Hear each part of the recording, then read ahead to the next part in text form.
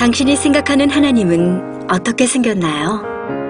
하나님께서 천지를 창조하셨어요.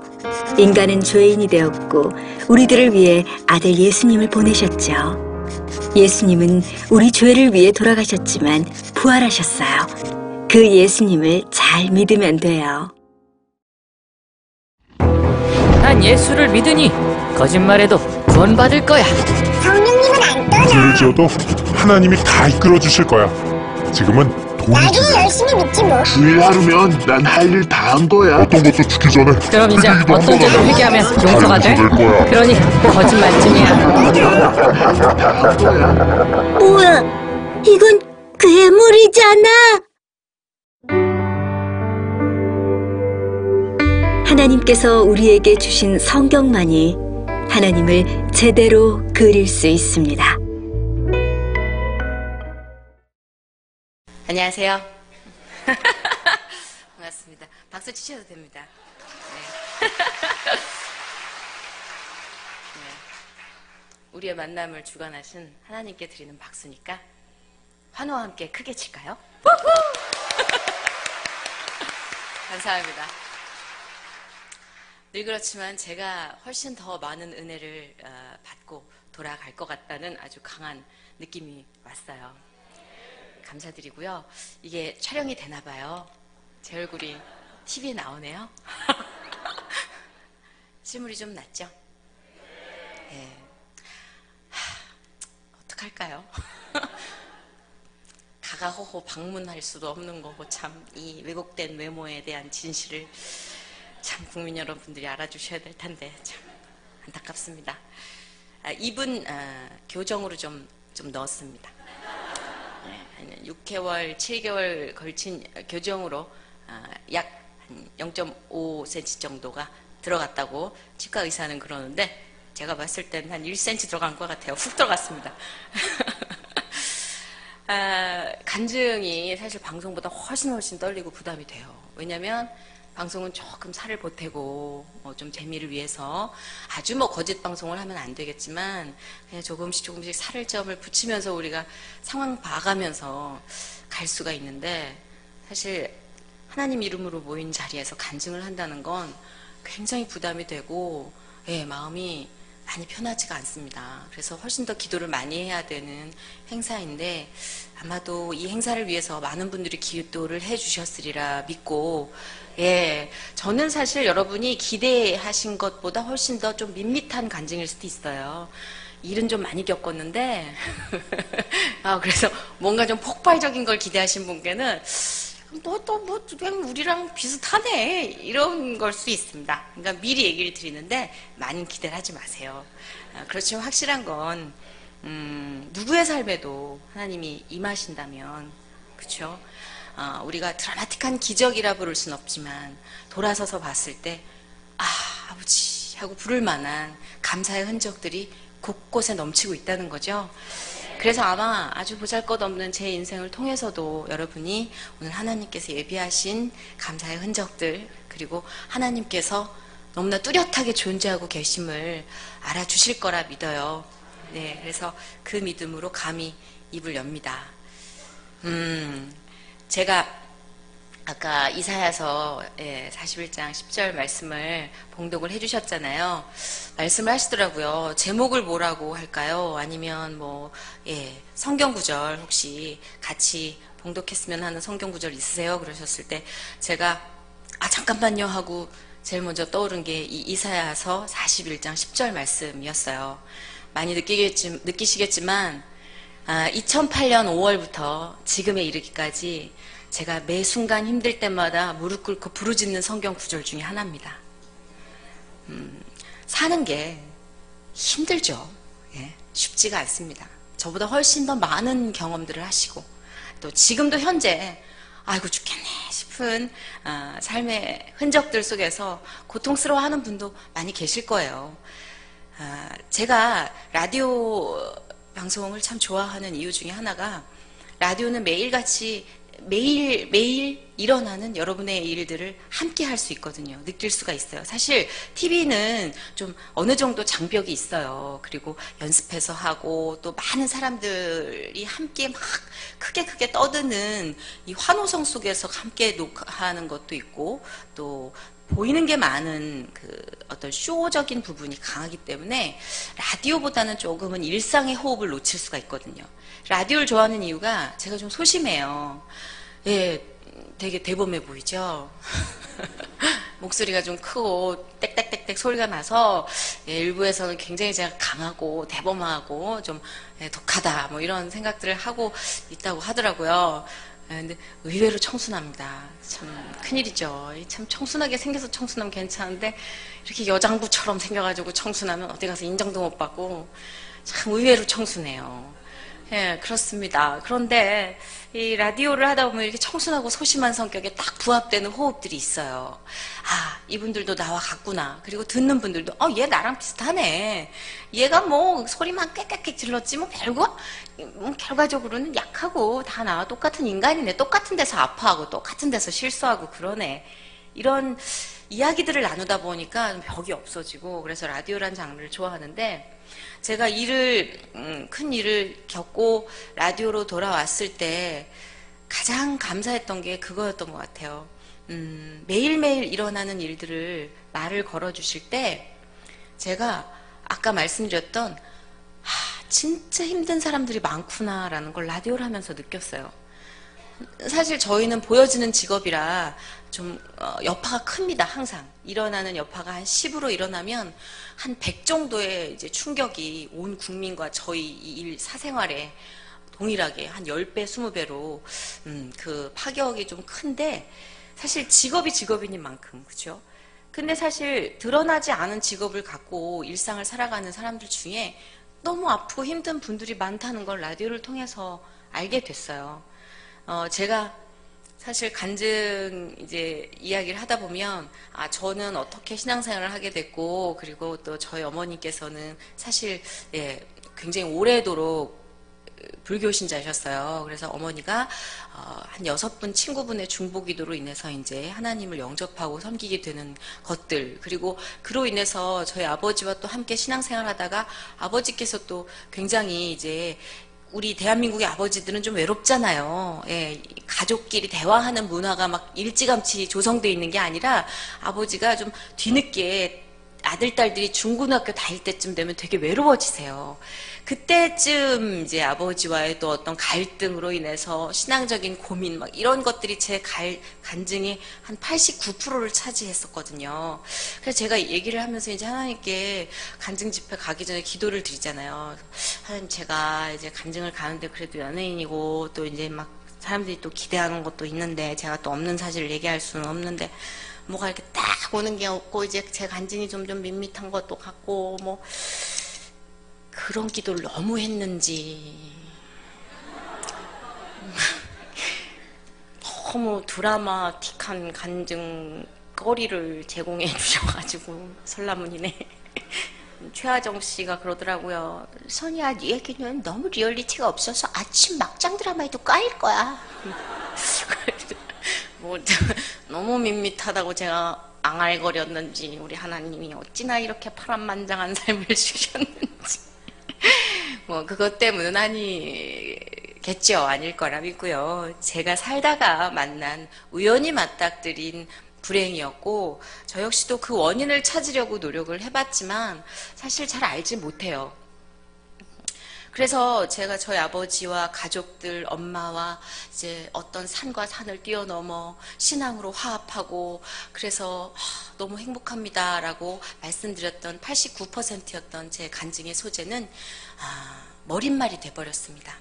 그래서 현재 결론만 말씀드리자면 저희 아버님과 저는 관계가 잘 회복돼서 한 가지 이제 그거는 꼭 말씀을 드리고 싶었던 게 우리가 사실 그 가족끼리 대화가 잘 안 되고요. 예, 좀 뭐랄까 딸과 아빠의 관계, 아버지와 뭐 아들 간의 관계가 사실 엄마의 관계보다 좀 더 거리가 느껴질 때가 있다고 저도 들었어요. 제가 그랬고 그 이유를 곰곰이 저는 아버지를 너무 미워했었던 적이 있어요. 아버지와 너무 얘기하는 코드가 다르고 아버지가 그때 너무나 약하고 두려웠고 외로웠다는 것보다는 우리 아버지는 힘이 되게 많은 사람인데 왜 저 힘을 가족들을 위해서 이렇게 쓰지 않으시고 왜 저렇게 항상 막 화를 내시고 안 된다고만 하시지? 그래서 정말 점점 더 아버지랑 멀어졌었고 진짜 나쁜 생각도 많이 했었는데 어느 날 하나님께 제가 기도를 드리면서 계속 그거를 그냥 아버지가 밉다는 얘기를 했어요. 너무 죄송한데 아버지 나는 진짜 우리 아버지가 너무 말이 안 통해요. 너무 미워요. 진짜. 그리고 신앙생활하는 걸 너무 반대하시고 그래서 너무 괴로워요. 계속 그 기도를 드렸는데 어느 날 문득 기도를 하는데 그런 생각이 드는 거예요. 잠깐만 있어보자. 내가 우리 아빠한테 시간을 줬던가? 우리 아빠한테 내가 시간을 드렸던가? 그런 의문이 생겼어요, 어느 날. 내가 우리 아빠를 왜 무섭다, 그리고 화를 낸다, 이런 감정으로만 접근을 했지?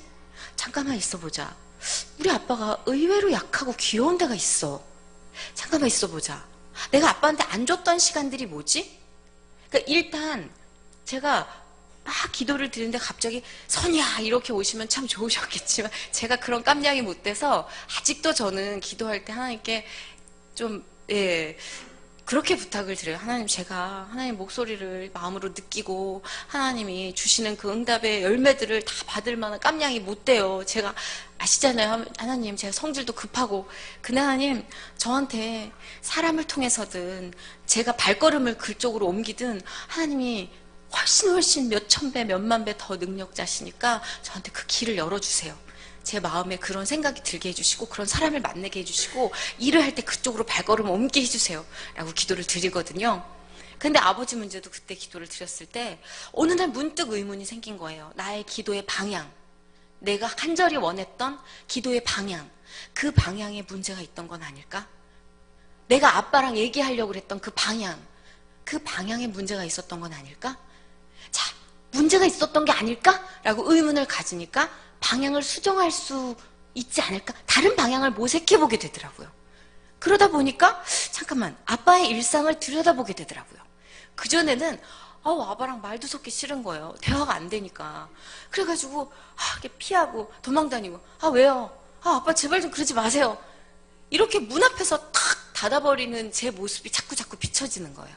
그래서 빼꼼히 잠깐만 열어보지 않으렴? 이런 느낌이 들어서 아버지를 향해서 빼꼼히 문을 좀 열어보고 그분의 일상을 들여다보기 시작했어요.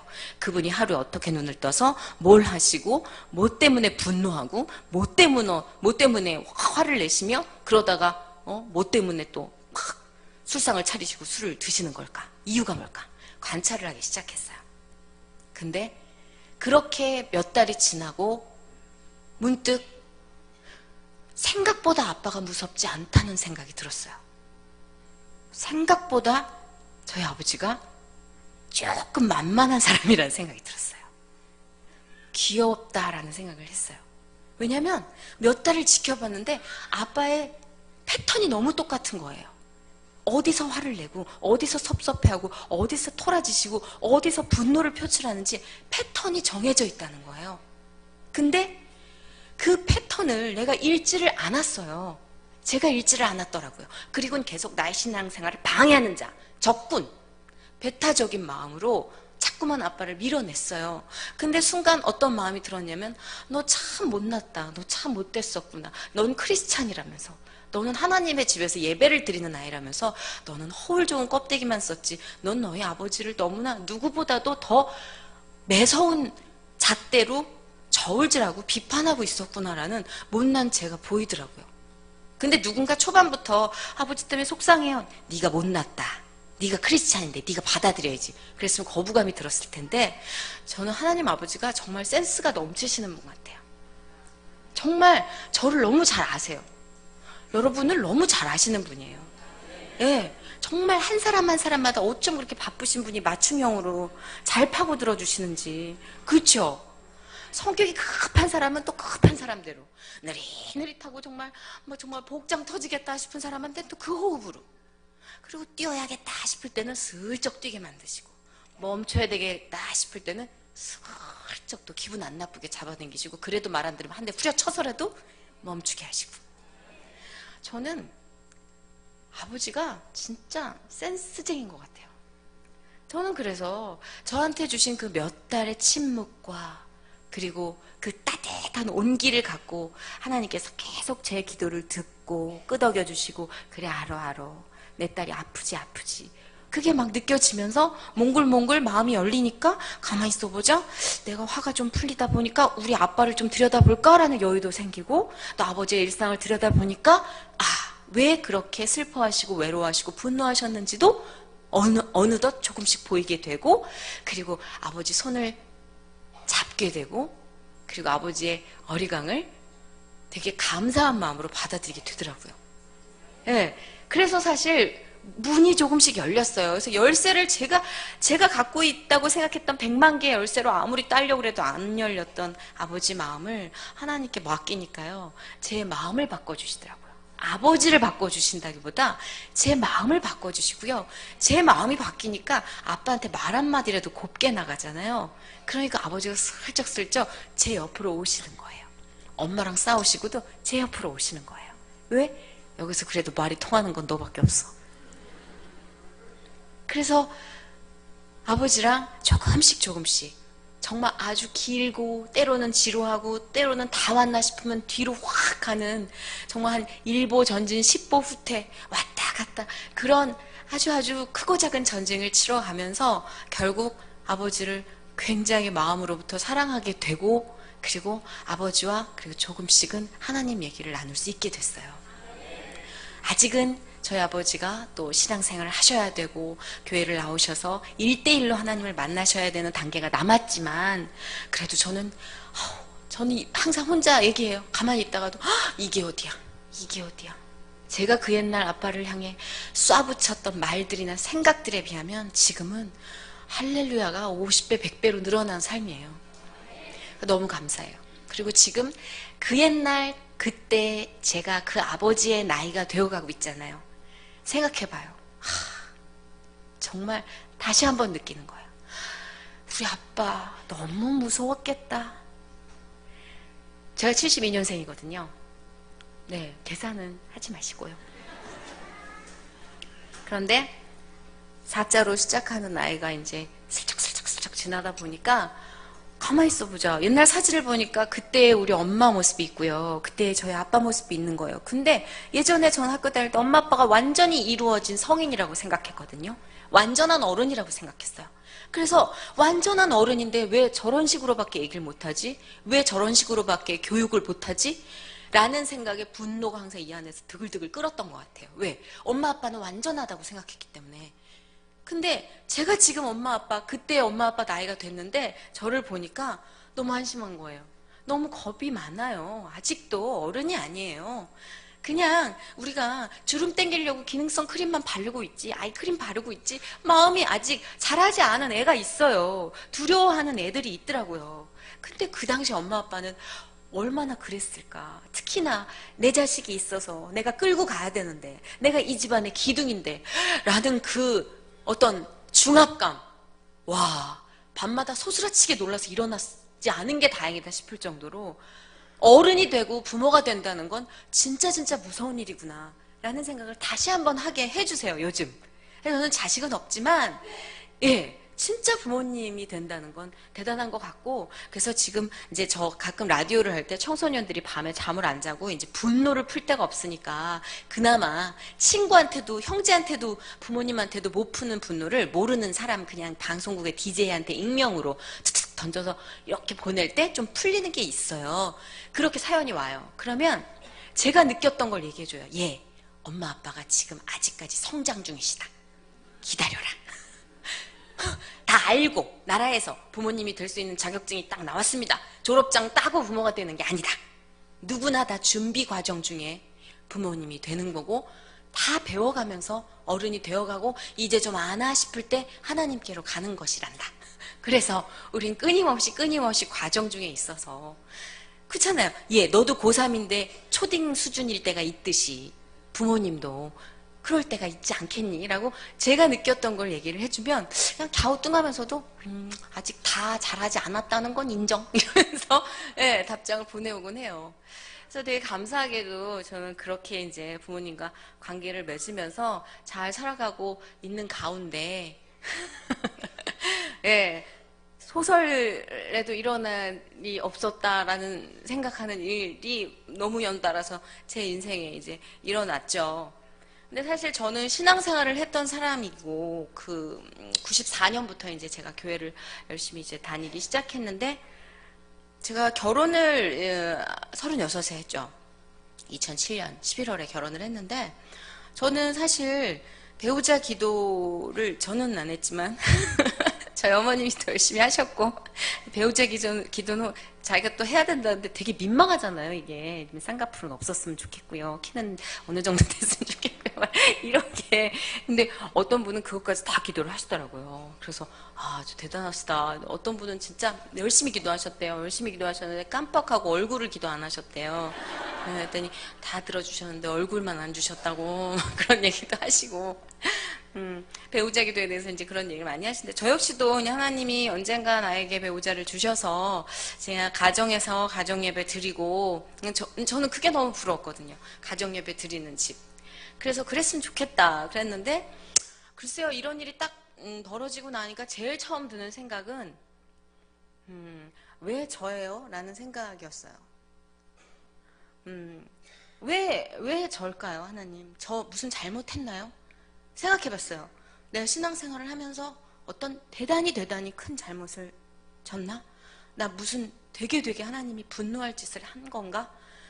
이것도 그나마 한 1년 정도 지나서 생각이 든 거지 사건 속에서는 그런 생각도 감히 할 수 없을 정도로 뭐 세상의 공격이 어마어마했으니까 보통 사랑하는 사람이 이제 곁을 떠나거나 사랑하는 친구가 곁을 떠나거나 하면 슬퍼할 시간이 있잖아요. 예, 근데 저한테는 다행인지 불행인지 슬퍼할 시간이 허락되질 않았어요.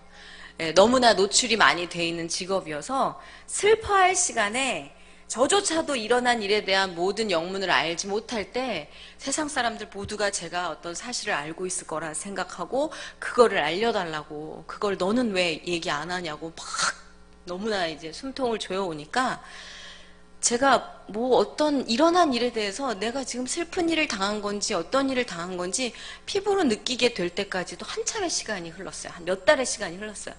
뭐 집 앞에 거의 뭐 한 3달, 4달 넘게 매번 한 30에서 한 40 정도, 한 30-40명의 기자분들이 포진을 하고 계셔서 저희 교회는 후문이 없거든요. 이제 한 100여 명 정도? 예, 100여 분 정도가 들어가면 아주 꽉 차는 예쁜 교회예요. 그래서 정문이 답니다. 신앙생활을 못 하는 거예요. 이제 교회 예배 자체가 방해가 되니까 예배 출석하시는 분들께도 막 인터뷰 요청하고 이런 게 너무 민폐니까 집에서 이제 나와서 돌아다녔어요. 좀 떠돌아다니면서 뭐 누구네 집에서 열흘, 누구네 집에서 한 달 이런 식으로 이제 좀 떠돌아다니게 됐는데 그때 이제 이게 도대체 무슨 일인가 싶은 거예요. 도대체 내가 왜 이렇게 도망을 다녀야 되고 내가 뭘 잘못한 거고 나한텐 지금 무슨 일이 벌어진 거고 하나님 이게 뭐예요 도대체? 이렇게 몇 달이 흘러왔거든요. 근데 어느 순간 갑자기 예배 도중에 이게 폭발이 되는 거예요. 이 배신감. 하나님을 몰랐던 삶이 아니잖아요. 하나님을 알았었잖아요. 전 하나님 그래도 열심히 믿었잖아요. 하나님 근데 왜 저한테 왜 그러셨어요? 이 질문이 여기에 가득 차서 예배를 드릴 수가 없었어요.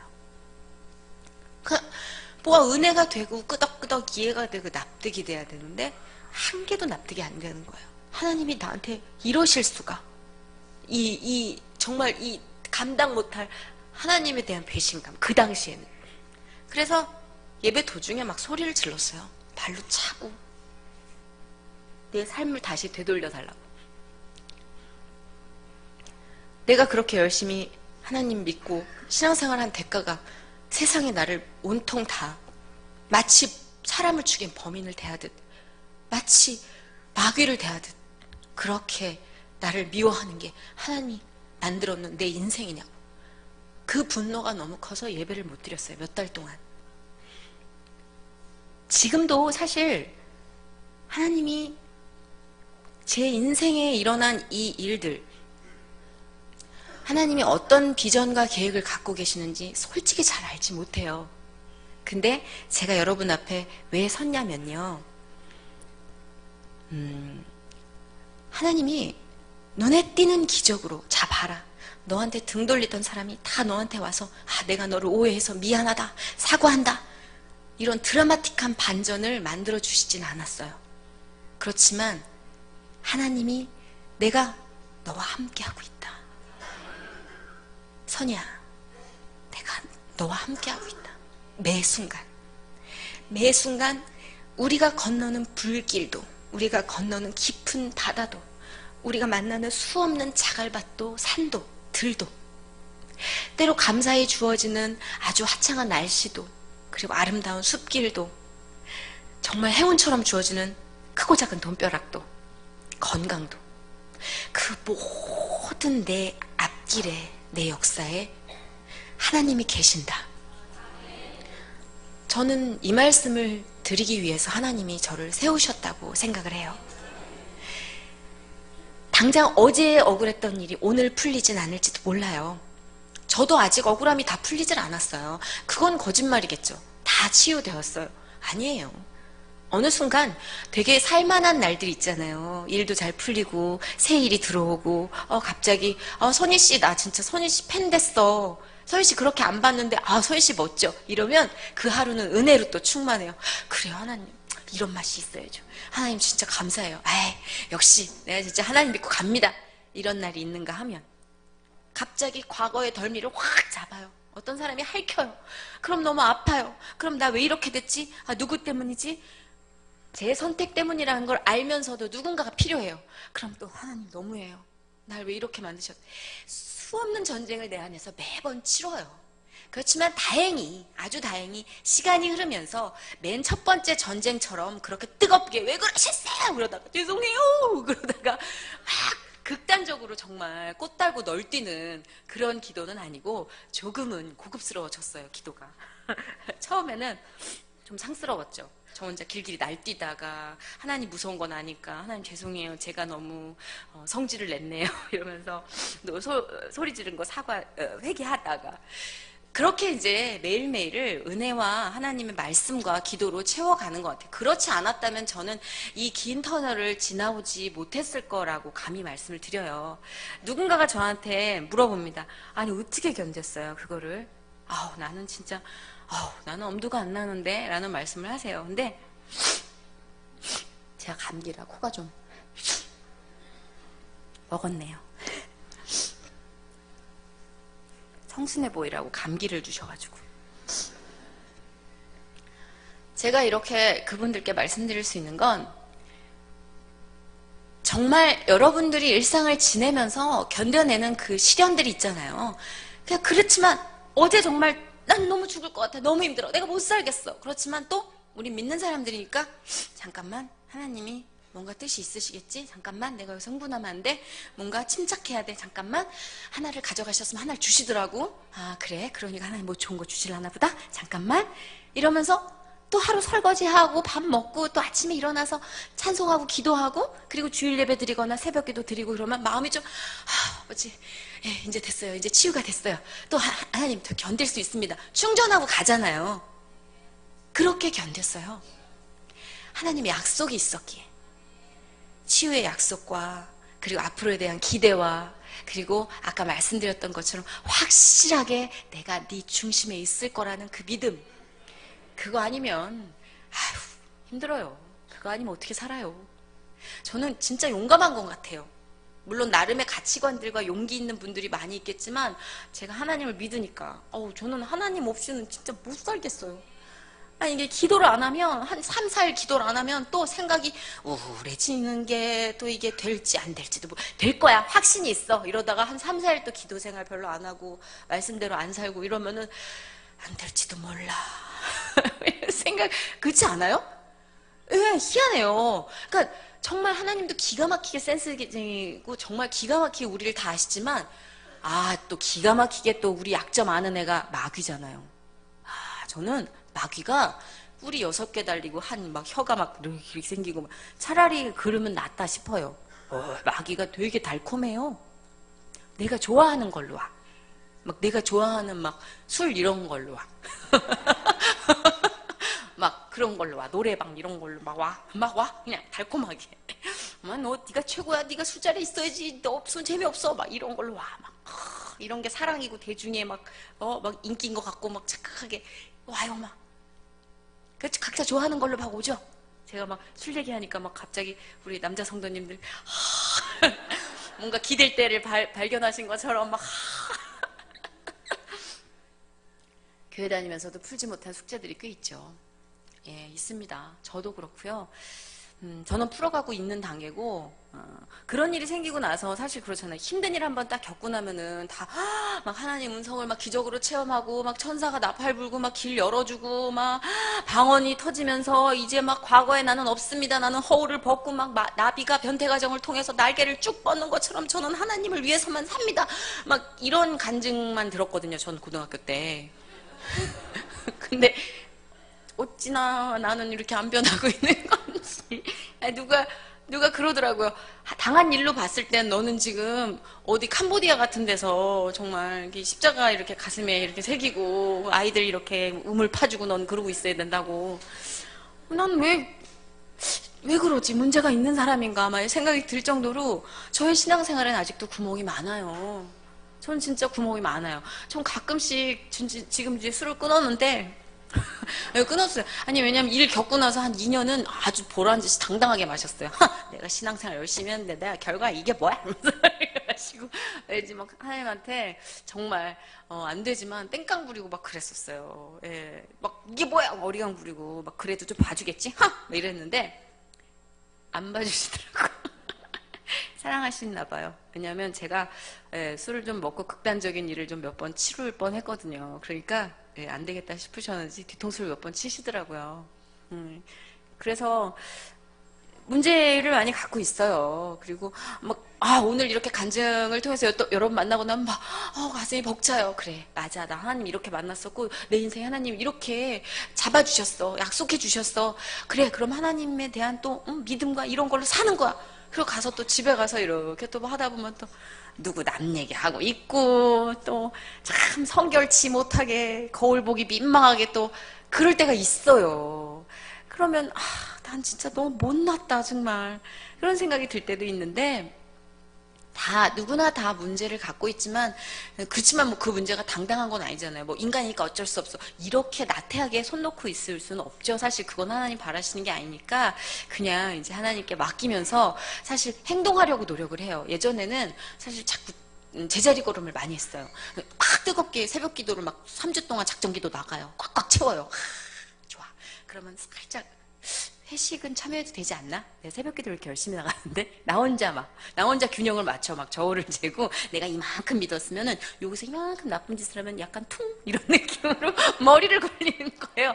그래가지고 이렇게 삐쭉삐쭉 또 딴 데 가서 여기서 받은 은혜 다 까먹고 제가 그렇게 좀 많이 한심하게 좀 제자리 걸음을 많이 하는 그런 말썽 많은 딸입니다. 근데 이제 좀 결단을 내리려고 해요. 이제 좀 결단을 내리면서 조금씩 보여드려야 되지 않을까? 내가 우리 아버지한테 그래도 아버지가 좀 믿음 갖고 우리 딸을 위해서 1년 비전, 10년 비전을 내가 좀 믿음을 딱 갖고 줄 수 있게끔 내가 지금은 너 먹을 양식을 준다. 근데 너 너무 지금 제자리 걸음이잖니? 막 이러신 것 같은 거예요. 그래가지고 진짜 한 1년 전부터 한 1년 좀 넘게 전부터 결단을 하고 이제 정말 제가 하나님 향해서 한 발짝씩만 반 발짝씩만 욕심 안 내고라도 천천히 갈 수 있게 뒷걸음질이 치지만 않게 해주세요.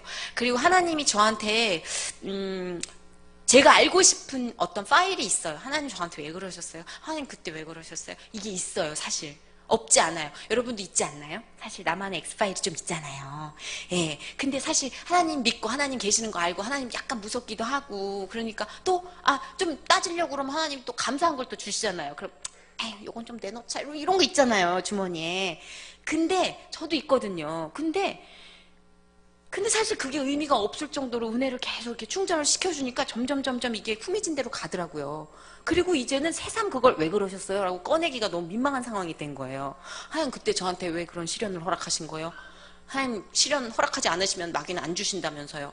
안 준다면서요. 근데 왜 허락하셨어요? 막 이딴 질문들이 이렇게 있었는데 자꾸 가물가물해지고 이제 와서 꺼내기도 참 애매하고 그렇게 많은 걸 받으면서도 넌 또 그렇게 과거로 돌아가서 그걸 묻고 싶니?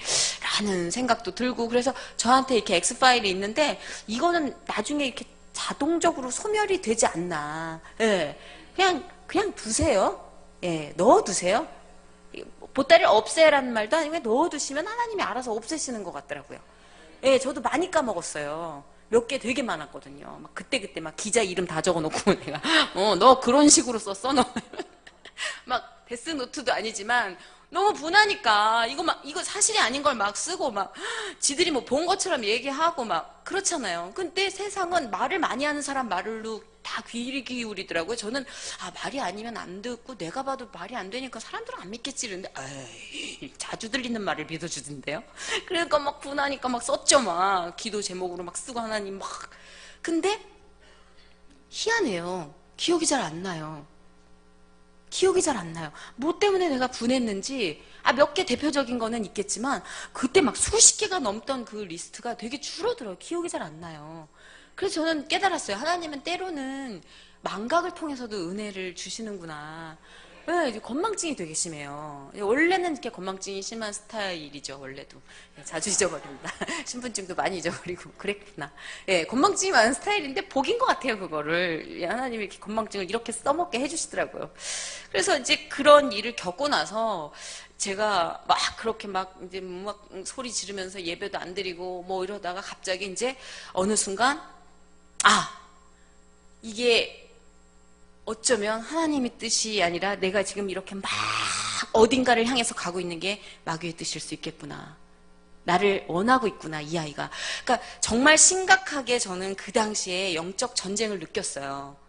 너무나 이상할 정도로 너무나 제 주변에 있는 사람들이 일을 당하고 너무나 이상할 정도로 저를 향해서 죽음의 공포가 목을 조이면서 가까이 오는 걸 느꼈어요. 그래서 제가 제일 무서웠던 게 제가 아무런 생각도 없이 그냥 당연하게 언젠간 나도 가겠구나라는 거를 덤덤하게 인식하고 있고 그것이 조만간이 되더라도 상관없어. 지금 당장이라도 상관없어. 이 세상을 포기하고 저버리는 거에 대해서 그냥 뭐 아무런 생각이 안 들고 무덤덤해지더라고요. 그래서 그냥 오늘 엄마랑 밥 먹고 근데 내일 죽으면 되겠구나. 저는 그게 우울증이라는 걸 몰랐어요. 예. 그러니까 모든 감정이 진공 상태로 다 날아가 버리고 기쁨도 슬픔도 화도 그것조차도 없이 그냥 아무런 느낌, 인간이 느낄 수 있는 감정을 모조리 다 뺏겨버리는 것도 우울증이라는 걸 몰랐어요. 저는 그게 너무 거칠게 당해가지고 내가 그냥 다 감정을 느끼질 못하는구나라고만 생각했는데 그게 그렇게 우울의 늪으로 가고 있었던 거더라고요.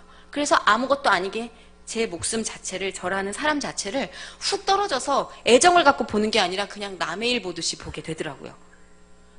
그래서 정말 주변 사람들을 많이 조마조마하게 했어요. 그래서 저희 담임 목사님이 십자가를 지시고 매일같이 정말 이렇게 안수기도를 해주시고 기도로 붙잡아 주시고 계속 붙잡아 주셨는데 저는 지금 느껴요. 그 당시 저를 위해서 기도해 주시던 분이 얼마나 많았는지 지금 느껴요. 지금 아주 강하게 느껴요.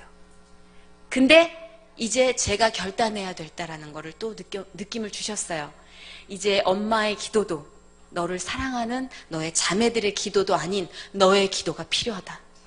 라는 하나님의 의지와 느낌과 결단을 느꼈어요. 요즘 어렴풋이. 그래서 이제 저희 어머니가 저를 위해서 매일같이 새벽 기도를 해주시는 분이었거든요. 그래서 사실 어머니가 자식 위해서 새벽 기도 3년 하면 그 자식 된다고 그러잖아요. 저는 진짜 그거 믿어요. 예. 저는 100% 1000% 자신 있게 그거는 제가 그걸 경험했으니까. 근데 그렇게 성공하신 자녀분들께 팁을 드리자면 그 약발이 몇 년 못 갑니다. 부모님의 기도로 자기가 어느 정상에 올라갔든 간에 하나님은 어느 순간부터 당신의 기도를 원하시더라고요. 너와 1대1로 마주보길 바란다 라는 게 하나님의 진심이시더라고요. 하나님 잠깐 엄마 기도해 주실 거예요. 엄마 기도해줘. 엄마 이거 기도해줘. 전 그게 입에 뱄어요. 근데 어느 순간부터 진전이 없는 거예요. 믿음에. 이게 막이 있는데 치고 나가질 못하는 거예요. 지금은 제가 여러분의 기도를 느낀다고 했지만 제가 그 당시 뜨거운 사람들의 기도를 느끼질 못했던 게 기도를 받고 있음에도 불구하고 제가 기도를 드리지 않았어요. 제가 드렸던 가장 절박했던 기도, 살려주세요였어요. 그 당시에 너무 저를 못 살게 구니까 정말 제가 저를 어떻게 할 수밖에 없고 제가 어떻게 저를 몰고 갈지 모르겠는 거예요. 너무 두려운 거예요, 제가. 그래서 하나님께 제 손을 묶어달라고, 제 마음을 묶어놓고 제 사지를 묶어놓고 저 좀 살려달라고 그 기도를 했는데 그 기도가 제 인생 최고로 깊게까지 들어간 기도였던 것 같아요. 하나님 너무 괴로워요. 저를 살려주세요. 저를 살려주세요. 제발 저를 살려주세요. 그 기도만 거의 1년을 했어요. 너무 죽고 싶다, 죽어야겠다는 이 압도적인 명령어가 제 인생을 지배하니까 저를 살려주세요라는 기도만 1년을 했던 것 같아요. 그러면서 하나님께서 저한테 라디오를 주셨어요. 나가라. 그러니까 세상 사람들이 제가 7개월 만에 라디오에 복귀했을 때 굉장히 차가운 시선으로 봤어요. 반은. 돈독이 올랐구나. 일에 눈이 멀었구나. 네가 지금 남편을 잡아먹어놓고 너 7개월 만에. 저 라디오 게시판이 98%가 욕이었어요. 폐류나 부터 시작해서 남편 잡아먹은 여자, 뻔뻔하다, 무섭다, 독하다. 여자가 한 사람이 들을 수 없는 이야기들이 98%를 도배를 했어요. 게시판을. 매일매일이 집안에서 죽고 싶은 나를 다 잡는 것보다 더 큰 전쟁이었던 것 같아요. 이렇게 많은 사람들이 저를 이렇게 생각합니까, 하나님? 하나님 말씀대로 침묵한 대가가 이겁니까, 하나님? 하나님, 저는 이젠 세상을 살 아무런 의미를 못 찾겠어요, 하나님. 근데요, 참 신기한 게 하나님이 그 98%의 게시판 악플이 막 매 순간 올라와서 사연을 찾기가 힘든데 저한테 딱딱 찝어주시고 눈에 띄게 해주는 글자가 있는데 기도합니다. 기도합니다. 하나님의 이름으로 승리하세요. 기도합니다. 20명, 10명 사이사이에 두고 칸칸이 박혀있는 당신을 위해 기도합니다. 그리고 집에 돌아가면 너무나 긴 문장으로 긴 사연이 와 있어요. 사연과 신청곡 방에 선희 씨 꼭 읽어주세요. 난 교회를 다니지 않는 사람이에요. 난 그런데 어느 날 선희 씨가 너무 생각이 나서 새벽 기도를 갔어요. 난 선희 씨가 내 딸 같다고 생각해서 선희 씨를 내 딸이라고 생각하고 난생 처음 만나지도 못한 하나님께 당신의 이름을 부르며 기도를 했습니다. 내 기도가 이루어지면 난 교회를 다닐 겁니다. 선희 씨, 우리 딸이 선희 씨 아파요. 우리 딸이 몇 년째 아픕니다. 남편이 떠났어요. 딸도 아픈데 우리 손주도 아파요. 그렇지만 우리 딸이 선희 씨를 위해서 기도하자고 합니다. 이런 글들이 새벽마다 채워져요. 그래서 제가 하나님께서 채워주시는 분이구나 라는 걸 그때 느꼈어요. 빼앗아 가시는 분이 아니고 자리를 비워내시고 채워주시는 분이구나 라는 걸 느꼈어요. 이렇게 많이 빼앗겼다고 생각하는 내 자리, 정말 내 것이 당연하다고 생각했던 내 자리를 다 빼앗기고 세상에서 내가 설 위치조차도 다 빼앗아 가시는구나 라고만 생각했는데 하나님이 그 빈자리에 너무 뜨겁게, 너무 아프게, 너무나 열정적으로 나를 사랑하는 사람들로 채워주고 계시는구나. 하나님의 사랑으로, 당신의 흔적으로 채워주고 계시는구나. 그게 너무 감사했어요. 그게 너무 감사해서 라디오를 그만둘 수가 없었어요. 그분들께 증거가 되고 싶었어요. 내가 그분들로 인해서 하나님을 느꼈듯이 그분들이 너무나 아픈 생활고에 너무나 아픈 현실 속에 악소리도 못 내고 비명조차 못 지르고 있는 그 절망의 순간 속에 얼굴 한 번 본 적이 없는데 그냥 TV에서 아, 내 딸 또래구나, 아, 우리 여동생 또래구나, 아, 우리 아는 친구 또래구나, 그 인연 하나로 아, 난 저 친구 재밌더라, 즐겁더라, 그 인연 하나로, 그 이유 하나로 그렇게 모든 시간을 투자해가면서 저를 위해 기도해주고 응원을 하고 들어와서 로그인하고 저를 찾아준다는 그 뜨거운 에너지가 하나님이 계시다는 증거라고 저는 믿었어요. 그렇다면 그 기도는 이루어져야 하고 그 기도가 이루어져야 하나님이 계시는 걸 저들도 알 거라고 저는 생각을 했고, 그래서 하나님이 나를 세우시길 원하시는구나. 이 아픔은 이유를 알 수 없고 내가 살아있어 내 짧은 믿음과 내 어리석은 지성으로는 하나님의 모든 큰 그림을 이해할 수 없지만, 하나님이 왜 그러셨는지 내 인생을 통틀어서 난 이해할 수 없겠지만, 하나님께서는 매 순간 흔적을 보여주고 계시는구나. 작은 그림을 보여주고 계시는구나. 내가 이 작은 그림을 보면 하나님의 큰 그림을 믿을 수밖에 없구나. 왜? 나 어렸을 때 하나님 만났을 때 생각해보자. 그때로 되돌아가 봤어요. 어떻게 하나님을 만났고, 어떻게 하나님이 약속해 주셨고, 어떻게 아버지의 관계를 회복해 주셨고, 어떻게 어머니와 가족과의 관계를 회복해 주셨는지 기억해 봤어요. 내가 만났던 하나님, 내가 만났던 내 인생에 개입하셨던 아버지. 근데 그분이 설마 나를 이대로 이렇게 마침표를 찍으면서 끝을 낸다고? 아니야. 내가 포기해도 그분은 날 포기 안 해. 끝이 아닐 거야 라는 희망이 생겼어요.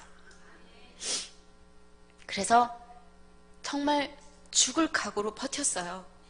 하루는 버텼고, 하루는 즐거웠고, 하루는 감사했고, 하루는 또 절망했지만, 그 와중에 그 모든 일상 중에 하나님 발끝이 보였어요. 하나님 발끝이 늘 느껴졌어요. 나보다 먼저 욕설을 받아주시고, 나보다 먼저 세상의 문매를 맞아주시고, 나보다 먼저 돌팔매질을 당해주시는 아버지의 그 상처투성의 발을 매 순간 느꼈어요. 억울해? 네가 예수님보다 더 억울해? 아파? 네가 예수님보다 더 아파? 아니요. 저는 하나님보다 더 아프지 않아요. 하나님보다 더 억울하지 않아요. 그럼에도 핏값으로 너에 대한 사랑을 보여주셨잖아. 믿어. 야, 하나님 너 이렇게 두실 리 없어. 그래서 저는 사실 응원해요, 힘내세요 라는 말보다 훨씬 제 마음을 두드리는 얘기가 있어요. 그분은 아마 그냥 스쳐 지나가는 하나의 이야기였고, 물론 진심을 담으셨겠지만, 아, 그 정도로 네가 그렇게 생각했어? 라고 생각하실지 모르지만, 탤런트 송채환 씨가 어떤 프로그램에서 저를 만났는데, 그때 제가 일이 생긴 지 한 3년 정도 지난 후였고, 제가 사는 어떤 사람들이 이제 막 시끌시끌하고 뭐 말하면 트집 잡고 관심을 갖고 이런 거에서 조금 더 벗어나서 이제 조금 평온한 삶들을 살고 있을 때, 그렇지만 그제야 뒤늦게 제가 굉장히 많이 아프고 괜찮지 않다라는 걸 느꼈을 때였어요. 왜냐하면 저는 개그맨들은 생활력이 좀 강해요. 그리고 어렸을 때부터 사회에 뛰어들어서 제가 20살 때 시작을 했거든요. 그러니까 어떤 일이 벌어지면 딱 튀고 일어나서 뭔가를 내가 해서 해결해야 돼, 이런 어떤 생활력이 좀 발휘가 돼서 이런 일을 당했을 때도 어디 가서 아, 나 너무 힘들어요, 사실은 그게 아니라요 라는 얘기를 잘 못하고 딱 다물고 어떻게 내가 강하게든 이거 어떻게든 강하게 이겨내야 돼 이러면서 좀 쓸데없는 힘을 많이 발휘를 해요.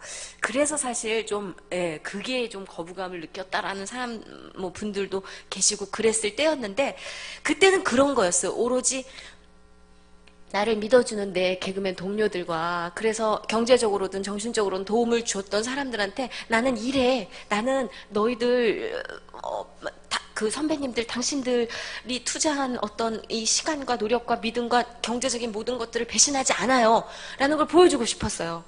그리고 정말 죽을 것 같았으니까 일을 하면서 계속 그거를 참아냈던 거예요. 아니야, 괜찮아, 난 괜찮아, 괜찮을 거야. 그렇게 3년이 지났는데 정말 안 괜찮다라는 걸 느낄 때였어요. 그러니까 신앙생활을 하면서도 굉장히 감사한 마음, 그리고 아픈 마음이 이제 반반씩. 가장 문제가 이제 반반일 때였던 것 같아요. 가장 아플 때도 지났고, 그리고 그렇다고 완치가 된 것도 아닌 반반일 때였던 것 같아요. 근데 그때 이제 힘들었던 게, 사람들이 저를 만나면 이제 뭐야 이런 수근거리는 게 아니라, 힘내세요, 응원해요, 화이팅, 이런 말 많이 해주는데, 근데 그 말이 너무 듣기 싫은 거예요. 왜 그러냐면 그 말이 그렇게 느껴졌어요. 넌 우리와 달라. 넌 이제 우리와 달라. 넌 힘내. 넌 힘내. 알았지? 영원히 일반적이고 평범한 틀에서 내가 이제 저들과 함께 섞일 수 없는 다른 종류의 사람인가? 난 이제 당신들한테 정선이란 이름 앞에 무언가가 붙어가는 그런 사람인 거예요. 나는 힘을 내야 되는 사람인 거예요. 라는 생각으로 상처로 자꾸 와닿는 거예요. 힘을 내라는 말 자체. 그리고 3년, 4년이 흘러도 저를 보면 계속 이런 분들이 계세요. 그러니까 그런 게 이렇게 맥이 빠지는 거예요. 그러면 이제 이 전쟁은 언제 끝날까? 정말 이거는 언제 끝날까? 난 언제 이 편견과 되겠어? 야, 정선이 아직 이르지 않아? 정선이 아직 이미지가 어둡지 않아? 되겠어? 언제까지 내가 이런 주홍글씨를 달고 살아야 될까? 굉장히 지쳐가던 무렵이었어요. 근데 그때 어떤 방송에서 송채한 씨를 우연히 만나는데, 방송 끝나고 송채한 씨가 막 의상을 든 채 뛰어오시는 거예요. 그러더니 주차장에서 저를 이렇게 딱 잡으시더라고요. 그래서 제가 너무 싫은 거예요. 또 힘내라고 그러겠지. 언니 이러고 소울 없이 받아들이고 있는데, 송채한 씨가 선희 씨, 난 크리스찬인데요. 난 하나님 딸로 당신한테 무슨 말 해줄 수도 없고 그럴 권리도 없어요. 그런데 선희 씨, 나는 희한하게 하나님 딸 대 하나님 딸로 당신의 내일이 기대가 돼요. 그 얘기를 들었을 때 감사가, 누군가 내 인생을 기대해주고 있구나. 누군가 내 내일을 기대해주고 있구나. 너 불쌍해, 너 안 됐어, 너 힘내가 아니라 너의 내일이 기대가 돼. 우리 아빠가 만들어줄 내 딸, 우리 아빠가 만들어줄 같은 딸인 너의 미래가 아빠의 딸로 기대가 돼. 그거잖아요. 그거는 아버지가 계획하고 계신다는 거거든요. 아버지가 너를 위해서 준비한 파일이 있다는 거거든요. 여러분도 기대하세요. 여러분의 내일을 위해서 만들어 놓은 하나님의 놀라우신 그 계획을 믿으세요. 그리고 힘들 때마다 기대하세요. 뭘 주시려고 이러시나? 좋은 거 주시려나 보다. 하나님이 계획하고 계십니다. 우리만 포기하지 않으면 돼요. 우리만 그 하나님 손을 놓지 않으면 돼요. 하나님은 우리 살이 벗겨질 정도로 우리 손을 쥐고 계세요. 절대 손을 놓지 맙시다요. 저도 안 놓을게요. 그래서 그때 이후로 제가 제일 좋아하는 말이에요. 누군가 널 위해 기도하네 다음으로 좋아하는 말, 누군가 너의 내일을 기대하네. 너무 벅차더라고요. 그 기대에 부응하고 싶은 거예요.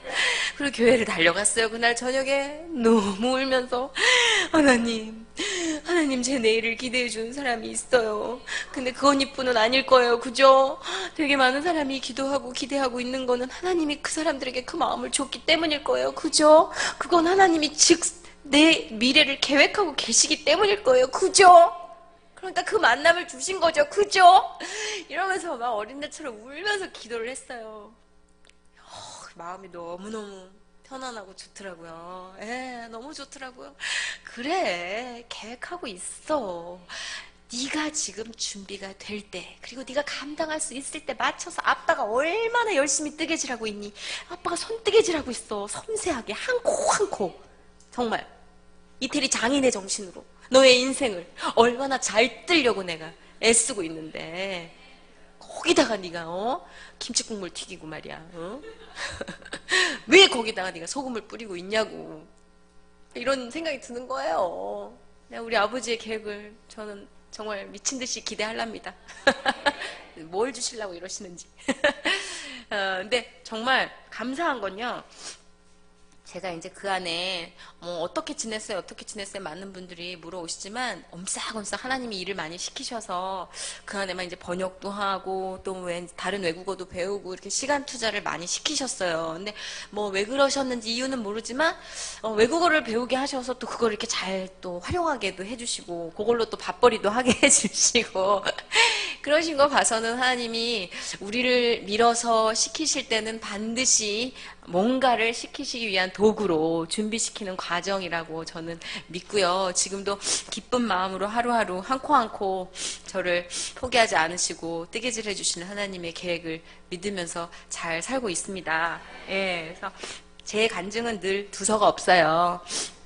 성대모사 했다가 울었다가 웃었다가 끝인가 했으면 다시 시작했다가 왜 그러냐면 저는 원고가 없어요. 오늘도 기도했어요. 하나님, 저는요 간증이 좀 두려운 게 말을 다루는 직업이니까 좀 막 부풀리거나 또 뭐 없는 사실을 막 갑자기 즉흥적으로 막 리액션 봐가면서 하는 그 옛날 습관이 나와가지고 그럼 어떡해요.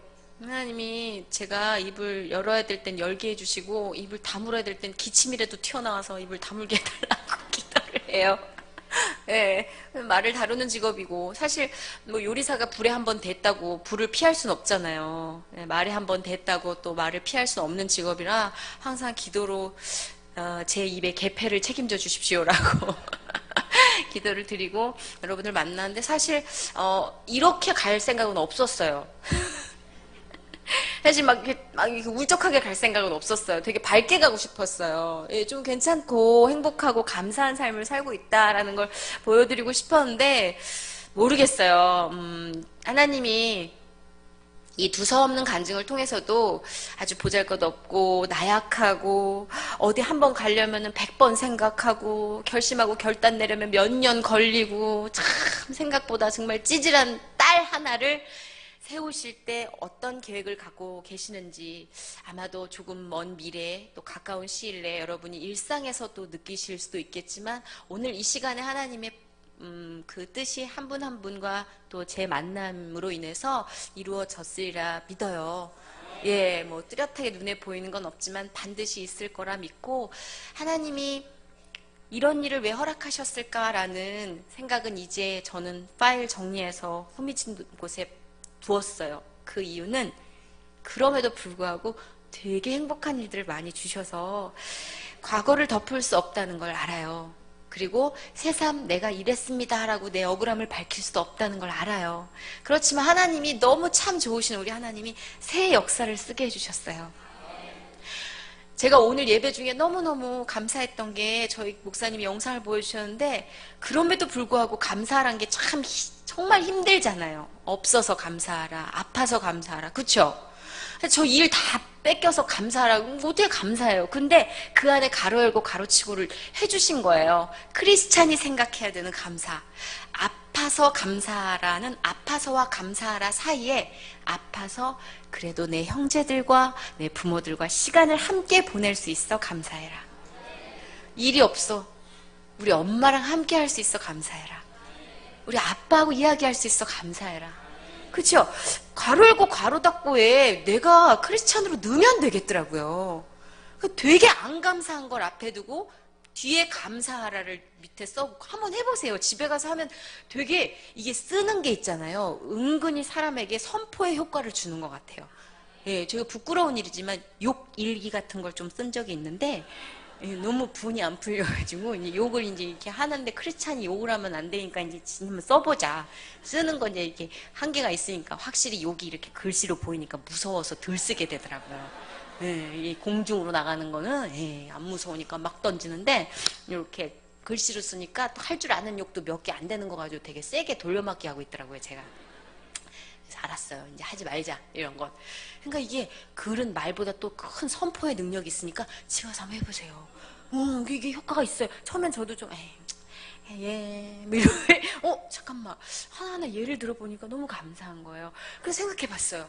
제가 이렇게 뺏겨지고 없어지고 날아가고 이런 시간들과 이미지와 뭐 일들과 명예와 근데 그 안에다 가로 닫고를 해봤어요.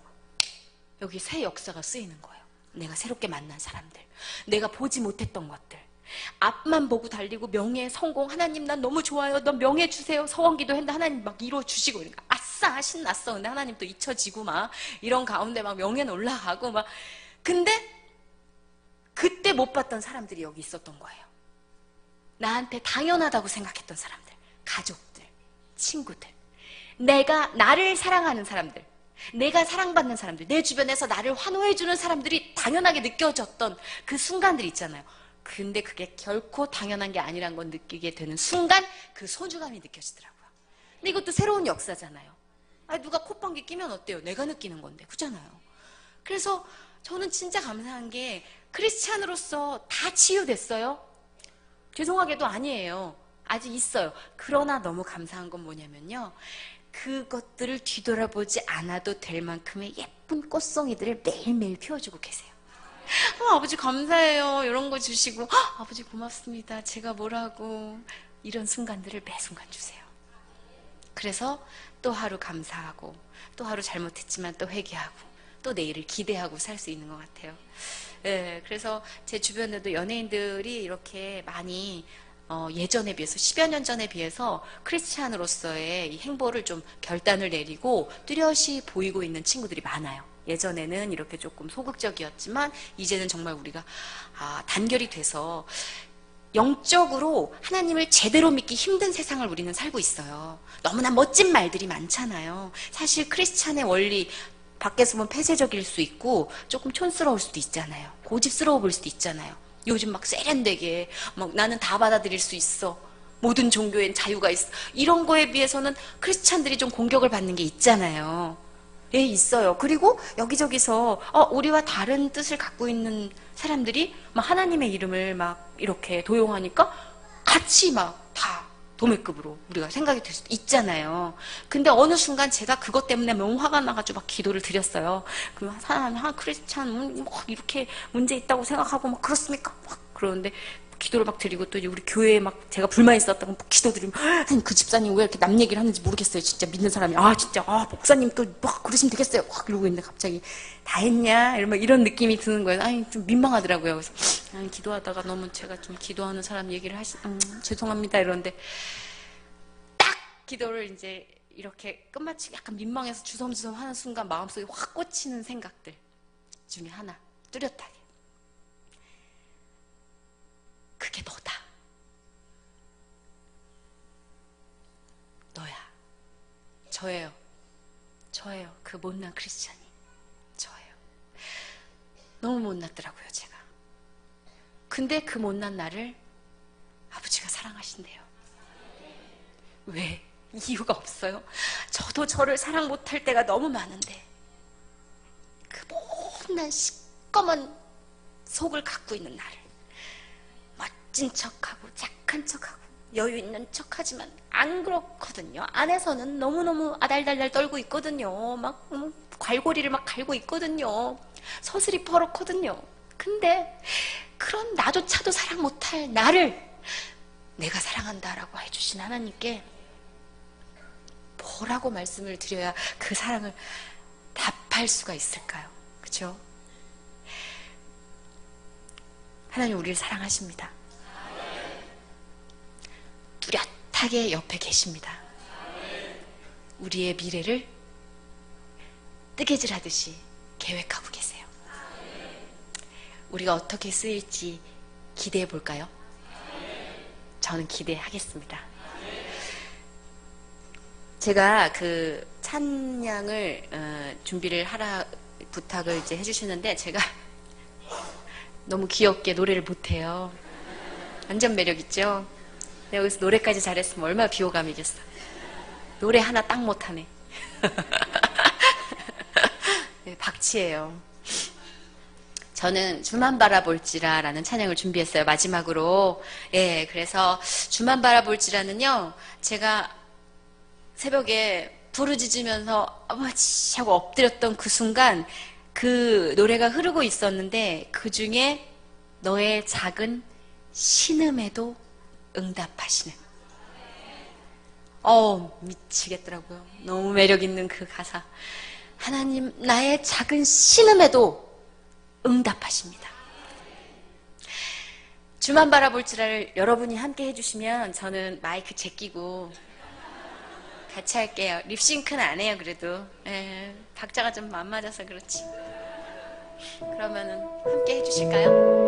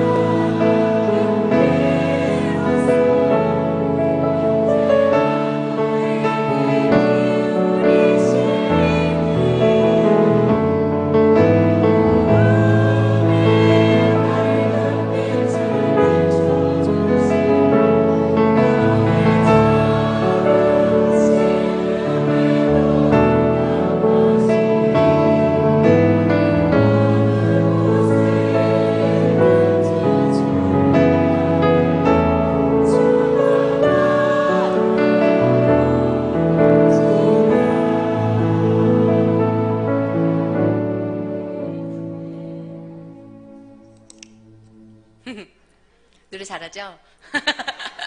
여러분 노래 참 잘하시네요. 너무 좋죠? 어느 곳에 있든지 너를 향하고 너의 작은 신음에도 응답하시고 귀는 내 말을 들어주시고 눈은 나를 아프게 하는 자를 바라보시고 잊지 마시기 바랍니다. 아주 찌질한 한 딸의 삶에 하나님이 역사하셔서 그 딸을 아장아장 걷는 아주 못 걷던 그 걸음바지기를 어떻게 걷게 하시는지 아직도 완성되지 않은 단계지만 저와 함께 여러분이 이 단계에 있다고 저는 믿어요. 이 아름다운 단계 하루하루에 임하시는 하나님의 사랑을 깊이 느끼시길 바랍니다. 절대 어디 가지 않으시고 여러분 바로 옆에 계시니까 꼭 붙잡으세요. 감사합니다. 주님의 이름으로 여러분과의 만남 감사드려요. 사랑해요.